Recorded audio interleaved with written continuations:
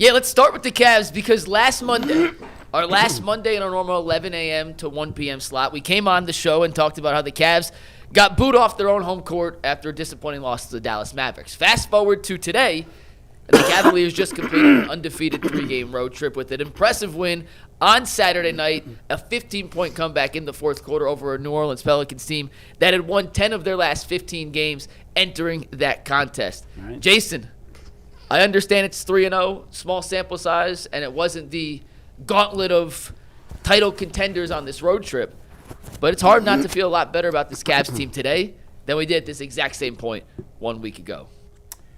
Yeah, sure. Let's just get to the playoffs. Like nothing else really matters at this point. This is a team that we've said all year. They are their own worst enemy at times. I think motivation and energy has been the biggest culprit for them. It's not talent. Injuries have certainly played a factor, but I don't know. I've covered this league too long to ride these waves of that was a bad loss. Everything is doomed. They just won 3 games. They're fixed. Like, no, it's the NBA. It's a long season. You win games. You lose games you probably shouldn't lose, and sometimes you screw around and win games you had no business winning. This is a good team. They're a talented team. They just need to be healthy when the playoffs start. And I think we're at the point on March 23rd where I think everybody's just looking at the calendar and waiting for the playoffs to begin. But do you feel better about where they're at? Yeah, sure. Donovan and James have clicked better than I thought that they would early on. I thought it would work. I thought it may take a little bit more time for it to look the way that it has. So I think the chemistry that they've developed as quickly as they have is a testament to them, and it's a testament to wanting it to work. And that's half the battle. When you want it to work, when you're that talented, a lot of times you're going to figure it out. So this is a good team.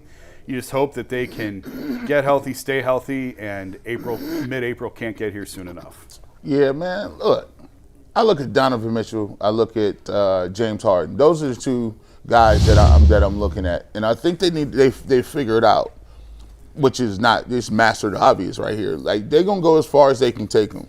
The thing that I've looked at and I really liked was the fact that James Harden has been much more aggressive. He hit 7 threes in a game during this little time spurt. He's shooting the ball much better. I think he's being more aggressive. He's getting to the free throw line a little bit more. And coming off the pick and roll, he's looking to be aggressive. Like, he's looking to turn the corner and get to the basket. He's not the James Harden where he, have the same level of burst or explosiveness. And, you're not going to ask him to get you 35, 36 points a game. But in them small moments, or those moments where the game might be moving around or the game might be getting out of hand, he's keeping you in it, especially a game like this against Chicago where you don't have a guy like Donovan Mitchell and you may not have guys ready to go. So the thing that happens with the Cavs is it's not going to change, though. Like, it all depends on, A, what is Evan Mobley and Jared Allen doing?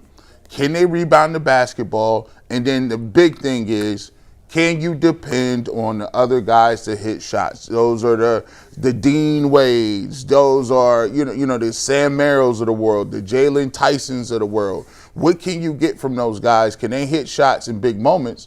And can you count on them? So that's what it's about. It was a bad loss against the Mavericks, and they know it was a bad loss. But like you said, it's about getting Max Strus back involved and rotated in there and figuring out what the rotation is, Jay. I think in playoff time, it's critical that you know where the switch is and you know how to hit it. And I think what this team is demonstrating over the last couple of weeks is, and particularly yesterday, it's almost like they were just saying, let's dig a hole and let's see if we can get out of it, like we'll need to in the playoffs. And they dug a hole. That's the easy part.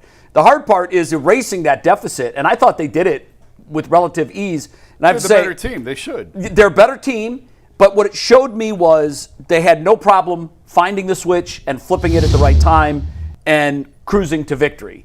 And that was pretty impressive. Look, these other teams get paid too. If you dig yourself a double-digit hole in the third quarter, it's not always a foregone conclusion, no matter how good you are, that you're going to get out of it. Well, that's the thing that's troubling with this team hasn't done anything yet. They haven't earned the right to play that way. So that's the only thing that's frustrating, I think, from my vantage point. Because, I've said it multiple times when I covered the championship teams.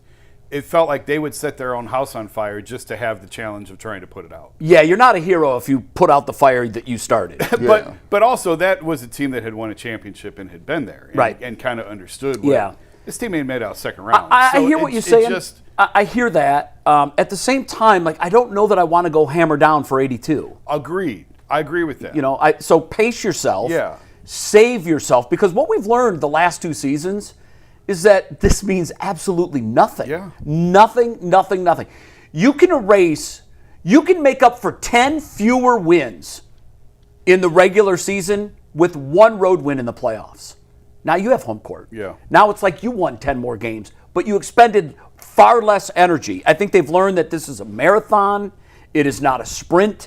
You have to be ready to play basketball in mid-April, into May, and hopefully into June to get where we want to get. I'll be honest, all of that was kind of superseded to me by the report that maybe in the offseason there's a path to get not just LeBron James back to Cleveland, but Giannis. That comes from a reporter that I trust. Yeah, but that was out there beforehand. But she laid out the roadmap and said that Milwaukee would have great interest in Evan Mobley. And why not? He's a young piece. He is a piece that you can build on moving forward. He's a defender. He's only 24. He's Sure. still got some upside. Like, So, if you could pry Giannis and lose Evan, we no longer have to sit here and pontificate, well, if Evan Mobley can just become our best player. Well, we would have a new best player, a new centerpiece to build around. And that would be a team that, quite frankly, Jay, I know that this is still pie-in-the-sky stuff. Yeah.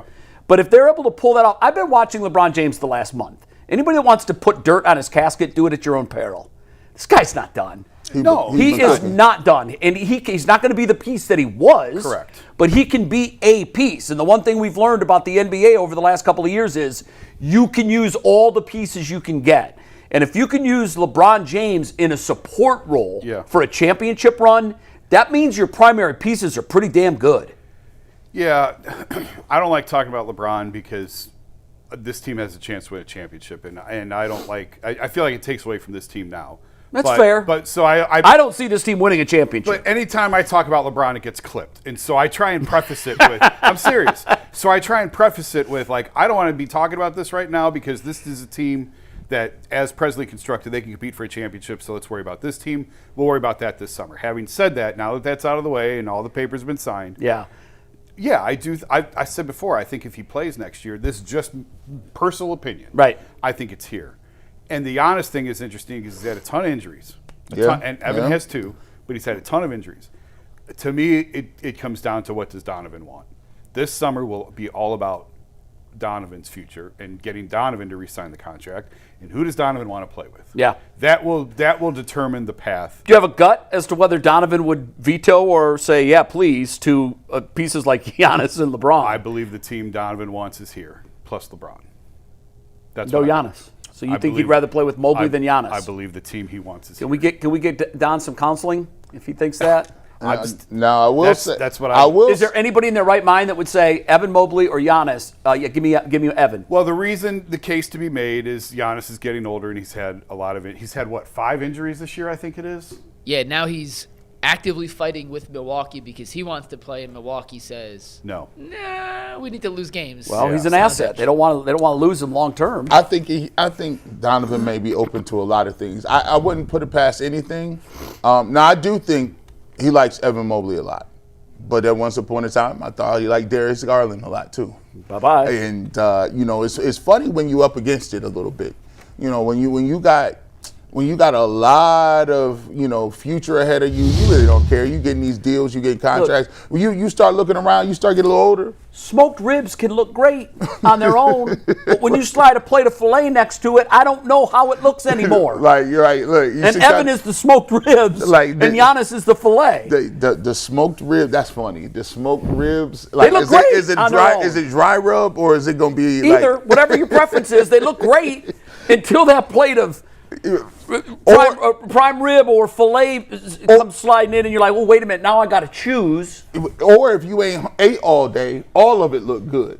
And Donovan ain't got no championship, so he ain't ate. Yeah, so he's hungry. If he hungry, he be like, listen, I can do. Remember they used to have old school Damons, And Damon's, yeah. Damon's used They to had be 8 screens. You could turn the channel. Oh boy, to get the That was sound high for tech, what TV you remember? wanted. man, they had them. They had Audio little box. Fancy living. They had the trivia where you could play against somebody in another country or something Yeah. like that. Another Yeah. Damon's. That was awesome. Man, we used to be in there all the time. But at Damon's, they used to give you the 2-4.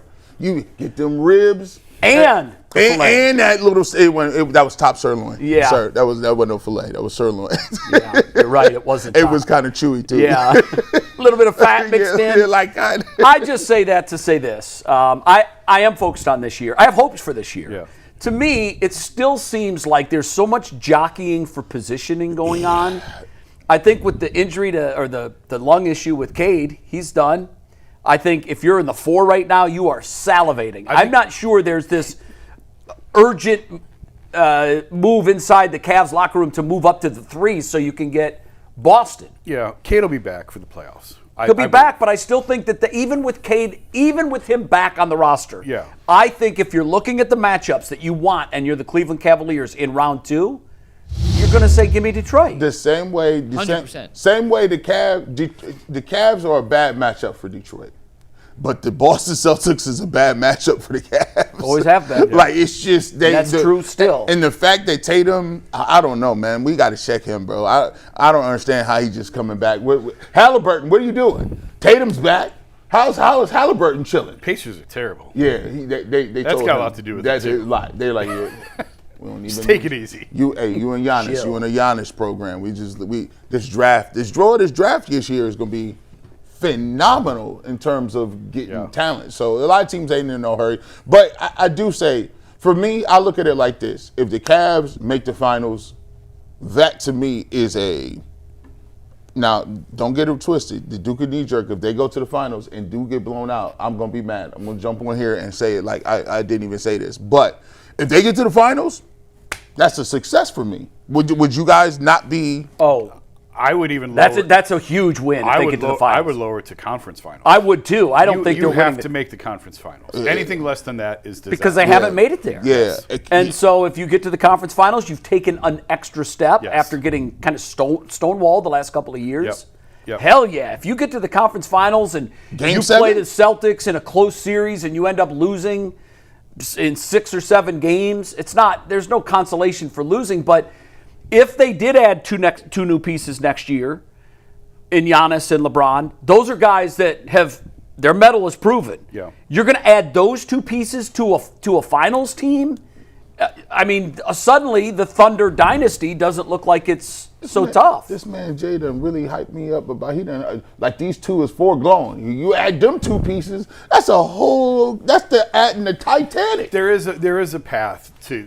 There is a realistic path, I think, to do everything that's been talked about. Feels like it. And that's what makes it sort of intriguing. I know Mike said it's been out there, and it has been, but when reporters that I know and have worked with break this kind of stuff, I know it's not just whispering in the wind. Some of these guys whisper stuff in the wind, and it takes hold. Yeah.